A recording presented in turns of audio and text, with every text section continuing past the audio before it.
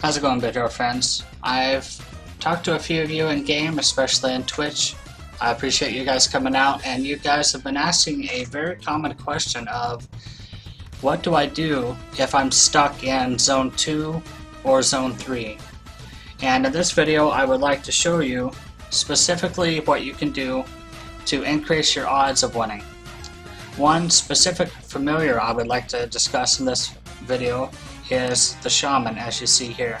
His 1 mana ability is very unique and very powerful early on. You can catch him in Zone 2, Dungeon number 3, and if you do so, you are going to be able to possibly replace Borland, and you're going to want to have Shramps and Shaman on your team instead of Borland, and this is going to make it to where you can pick off those pesky minions such as the Skeleton Archer, which is going to do your highest amount of DPS and be your biggest problem.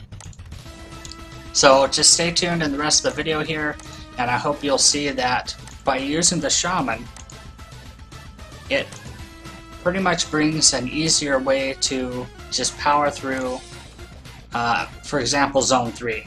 As far as Zone 2, you are going to want to keep your Borland and Shramps, but I will discuss all those details as we go through the video. So I'm just going to quickly kill the final boss here, see if we get any special loot.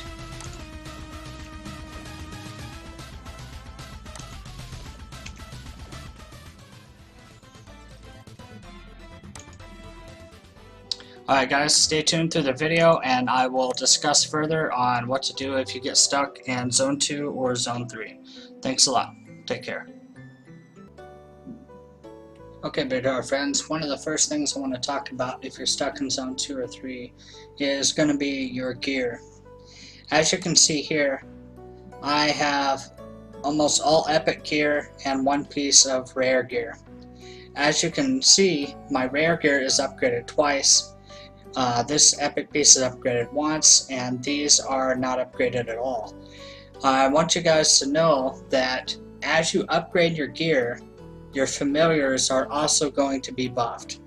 Their attack, speed, and health will all go up if you have more stats. So my first recommendation is going to be all of your rare gear needs to be upgraded twice. You'll see here by the 2 green dots, I've upgraded this twice. And then what you're going to want to do is go through and upgrade all of your epic pieces 1 time. Now if we go to craft here, you will notice that upgrading this once does cost quite a bit of material. Now since it is more expensive, this is why we are only upgrading the epics 1 time. However, by upgrading just once, we would gain about 7 stats total.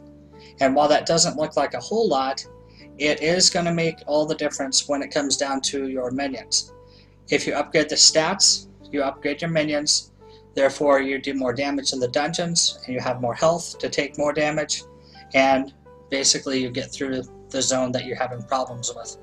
Now, if you get all of your epics upgraded just once, after that you're going to take it to the 2nd level and try to upgrade each of them twice. Now, one thing not to do is to skip to upgrading, say, 1 piece 3 times, because you will actually get more stats by upgrading each individual epic 1 time each. But as far as your rares, you need to upgrade those twice, because they're cheaper and they're just easier to do so. Moving on, after your gear is perfected and upgraded the way it needs to be, if you're still struggling on a specific flag, you need to stop doing that flag, go back to the nearest heroic dungeon, and grab a few of your friends, and go through here and level up about 5 times if you are struggling on a flag. So let's say I'm level 40, and I just, for the life of me, cannot defeat this first flag here in LAKEHAVEN. So I would go back to Zone 2, click on my heroic dungeon, and I would do this dungeon with all of my energy over and over again until I'm level 45. You're welcome to go earlier than that, but that's my recommendation, because in 5 total levels you're going to get so much gear and possibly new familiars that you're going to be able to go to your craft tab, go to exchange, and you'll be able to destroy a bunch of the gear that you find in these dungeons. For example, right here is a epic that we recently found a upgrade for, so I can delete this, and let's delete a couple of our bears as well. You could always click all here and then click exchange, click yes, and you'll notice we get all of this material. Doing this frequently will allow you to have more material to use as an upgrade. Notice now I can upgrade my epic chest piece, and I'm going to go for attack. So this is going to give me 7 additional stats that are going to help buff my minions. Let's look at our minions real quick before upgrading and see if we can notice a difference. So if I go to quests and choose a flag, notice my Gramps here has 29, 74, and 20. Let's see if that changes just by 7 stats. So craft, upgrade, click my chest. I'm going to upgrade for attack. Upgrade, yes. Okay, that gave me 7 more attack. Now let's go look at our shrimps, or Gramps rather. And as you can see, his attack went up, and basically both of these minions are now stronger, and I have a better chance of winning in that next flag just because I upgraded the gear one time. So if you do so to all of your epics, just imagine how much more powerful your minions are going to be. So that is the gear portion. Like I said, if you're struggling after leveling up all your gear, you need to go back to the nearest heroic dungeon and just grind out the levels. I know it's going to be painful, but that's simply what you have to do. Another quick shortcut in order to level up faster is if you click on your character and click runs, you'll notice I have a total of 10% extra experience permanently. This is forever. So if you do not have your runs, I'm only level 40, so you should have them by now if you're over level 40.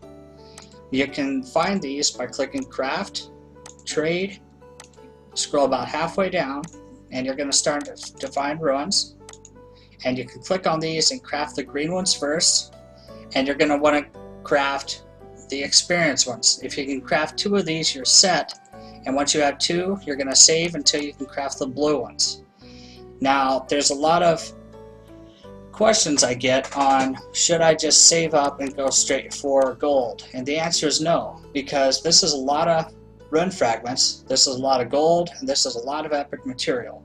As a lower level player, you're just not going to be able to afford this. So skipping to gold could take you 2 months, and in those 2 months you could have had the plus 10% experience for those full 2 months, and that could have been multiple levels. So just follow the tier system, craft 2 green ones, skip to blue, then skip to purple, and I highly recommend you only craft the minor runs, because the major runs just are not going to help you until you're level 100. So minor runs only, craft 2 experience ones, move on to the next tier. Please stay tuned for my discussion on familiars, and I will discuss further on how not to be stuck in Zone 2 and Zone 3. Thanks a lot. Okay, so as we see here, this is the perfect example of what players are running into, specifically in Zone 3, that is challenging them and not allowing them to pass. As you can see here, there are archers that are going to want to snipe off my Borland. The best way around this is to actually have a separate minion, a separate familiar altogether, by the name of Shaman. And the reason is, if we look at your slime snipe here from Borland, it specifically says damage to the furthest enemy for 2 mana, and this will only kill the back minion. So if you run into a pack of 4 of these, and let's say position 2 and position 3 are skeletons, you are going to have a terrible time. because you cannot select position 2 or 3. Now if they're in the back, that's fine, but how long are you going to be able to survive to kill the second skeleton bowman, specifically if he's in the 2nd or 3rd position? So I'm going to move into the shaman and show you why I would prefer the shaman over Borland, specifically for zone 3 and possibly zone 4. Stay tuned. Okay, so now as you see we have the shaman, and as we look at the shaman's number 2 ability, for 1 mana you can do damage to target enemy, meaning if you wanted to you could pick any of these 4 skeletons to kill. So if you're in a very unfortunate situation where the bow skeleton is in position 2 and 3 and you can't kill him with anything else, you can actually take the shaman, press 2 and kill, say, position 3 here. And that's going to allow you to kill that DPS minion a lot quicker than, say, Borland's attack of 2 mana to only the back line. So I hope you can see what I'm saying here. Borland for 2 mana can attack the back line only, and Shaman for 1 mana can attack any player. So keep this in mind, and this is one of the main reasons I recommend the Shaman. Go catch him, he's in Zone 2, Dungeon 3, try him out yourself, and I've had many players report back that they've had great success with the Shaman here. So try him out, let me know below what you think, and I will post where to capture all these familiars in the next couple scenes. Stay tuned.